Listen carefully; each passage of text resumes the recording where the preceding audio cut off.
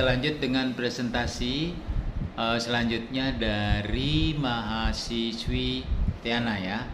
Ya, Tiana dari Fakultas Kedokteran Universitas Islam Al-Azhar. Oke, Tiana silakan. Oke, silakan.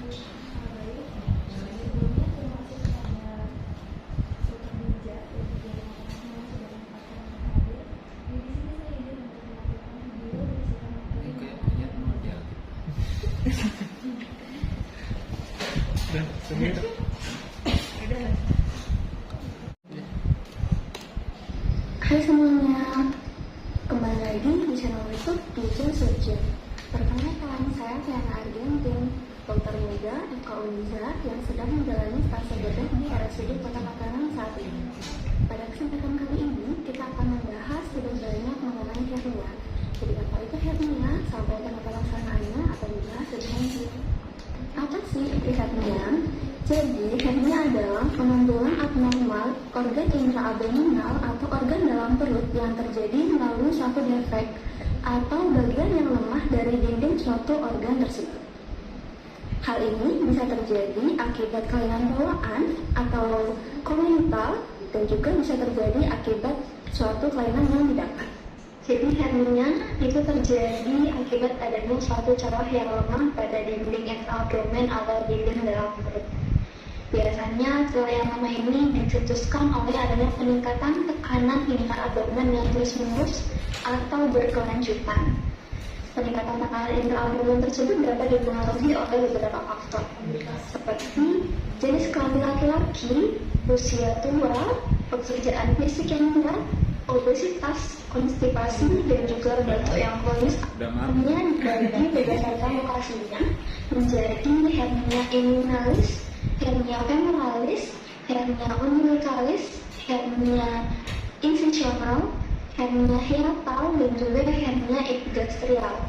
Dari semua jenis hernia ini, hernia inguinalis dan juga hernia femoralis adalah hernia yang paling sering terjadi. Berdasarkan sifatnya, hernia dibagi menjadi beberapa jenis.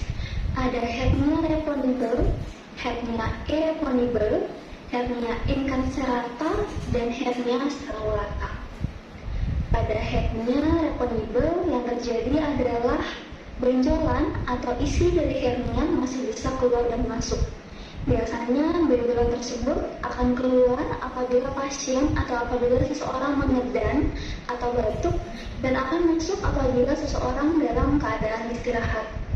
Selanjutnya ada hernia irreponibel.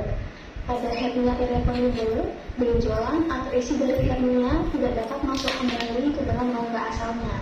Pada hernia jenis ini juga belum terjadi adanya gangguan gejala obstruksi usus.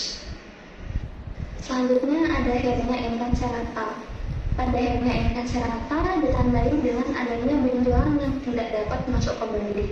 Kemudian ada juga gejala gangguan obstruksi usus seperti konstipasi atau pasien sulit untuk BAB, kemudian pasien tidak bisa pelatus atau tidak bisa buang angin, dan adanya perut kembung atau distensi abdomen.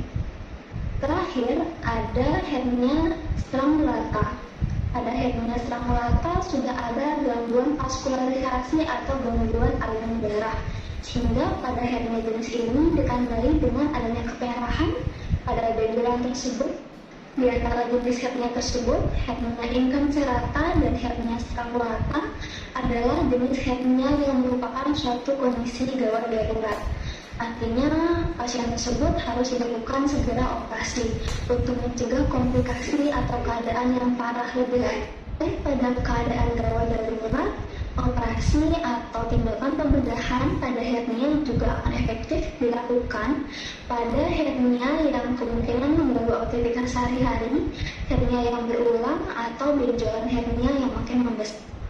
Untuk mendiagnosis atau memastikan dari hernia, diperlukan rangkaian pemeriksaan yang komprehensif atau menyeluruh, mulai dari anamnesis, kemudian pemeriksaan fisik yang sesuai, hingga akan dilakukan pemeriksaan penunjang seperti pemeriksaan darah lengkap dan juga pencitraan yang biasanya meliputi USG dan juga CT scan. Dalam dilakukannya tindakan operasi atau pembedahan pada hernia, ada dua teknik yang biasanya dipakai.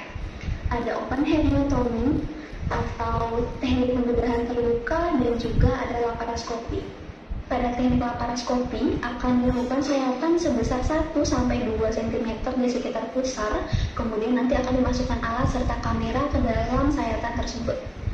Pada laparoskopi ini memiliki beberapa keuntungan seperti bekas-lukanya yang lebih kecil sehingga masa lama rawat inap pasien akan lebih singkat dan pasien akan lebih cepat beraktivitas seperti biasa. Terima kasih sudah menyempatkan waktu untuk menonton video ini. Jangan lupa like, komen, dan subscribe. Tetap jaga kesehatan dan sampai jumpa di video kesehatan yang lain. Oke, terima